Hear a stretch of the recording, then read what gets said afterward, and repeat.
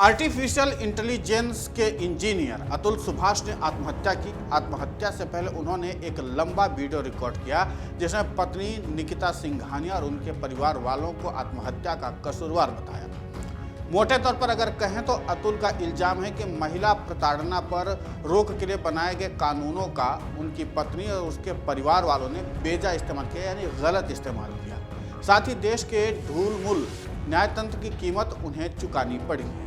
जाहिर है अब उनकी आत्महत्या का मामला अदालत में जाएगा और मुमकिन है कि उनकी पत्नी को हत्या के लिए उकसाने या प्रताड़ित करने के आरोप झेलने पड़े। अतुल के मामले में जारी बहसबाजी के बीच सुप्रीम कोर्ट ने आत्महत्या से ही संबंधित एक दूसरे मामले में काफी अहम आदेश दिया है। यह मामला एक ऐसी औरत से जुड़ा था जिन्होंने शादी के 12 बरस के बाद आत्महत्या कर ली थी।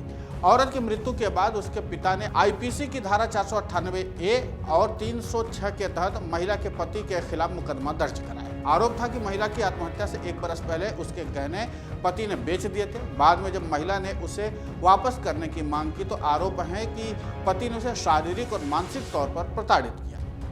मामला अलग अलग अदालतों से होता हुआ सुप्रीम कोर्ट पहुंचा, जहां सर्वोच्च अदालत ने कहा कि कथित प्रताड़ना और आत्महत्या के बीच कोई सीधा संबंध नहीं है। कथित तौर पर सोने के गहने बेचने और उसके बाद हुए शारीरिक मानसिक प्रताड़ना के आरोप भी 1 बरस पुराने हैं। साथ ही अदालत ने कहा कि सोने के आभूषण बेचना और उसके बाद पत्नी की मांग पर कलह उत्पीड़न की बात अगर सच भी है तो ये मृतक को आत्महत्या के लिए उकसाने के लिए या उत्तेजित करने के लिए किसी भी इरादे को दर्शाते नहीं हैं।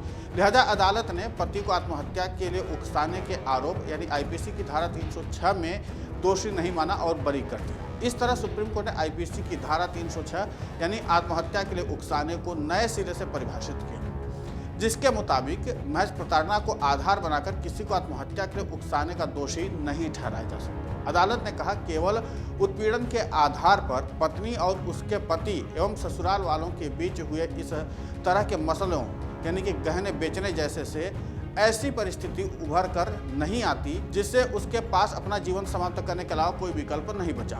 सुप्रीम कोर्ट ने साफ किया कि आरोपी को ऐसे मामलों में तभी दोषी ठहराया जा सकता है जब आरोपी की हरकतों से पीड़ित शख्स के पास आत्महत्या के अलावा कोई दूसरा रास्ता ही न सूझे, और ये भी कि ऐसी हरकतें आत्महत्या के समय से कुछ पहले की गई।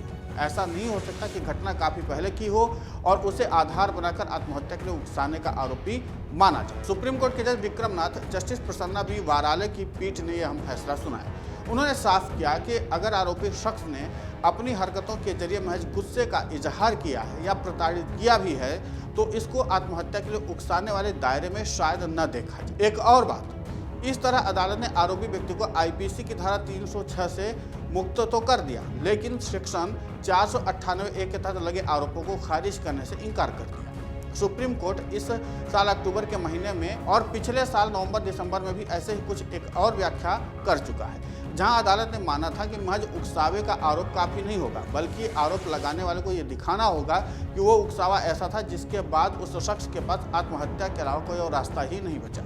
आईपीसी की धारा 306 अब भारतीय न्याय संहिता में धारा 108 हो गई है, जिसमें गैर जमानती वारंट, सत्र अदालत में उसका ट्रायल, 10 साल की सजा और जुर्माना का प्रावधान है। भारतीय न्याय संहिता की नई नवेली धारा 108 कहती है कि अगर कोई शख्स किसी व्यक्ति को आत्महत्या के लिए प्रोत्साहित करता है या फिर ऐसा करने में उसकी मदद करता है तो उसे 10 साल की कैद की सजा और जुर्माना हो सकती है। मगर अब इस धारा 108 को भी व्याख्या आगे के मामलों में जाहिर है सुप्रीम कोर्ट की ओर से कही गई हालिया टिप्पणियों की रोशनी में देखी जाएगी। लेकिन देखना यह होगा कि जो नई धारा जुड़ी है और उसके नाते से जो नई धारा की भूमिकाएं बनी हैं उसके बाद से क्या ऐसे मामलों पर कुछ नया निर्णय आएगा या सुप्रीम कोर्ट कुछ और नई व्याख्या करेगा, ये देखना दिलचस्प होगा।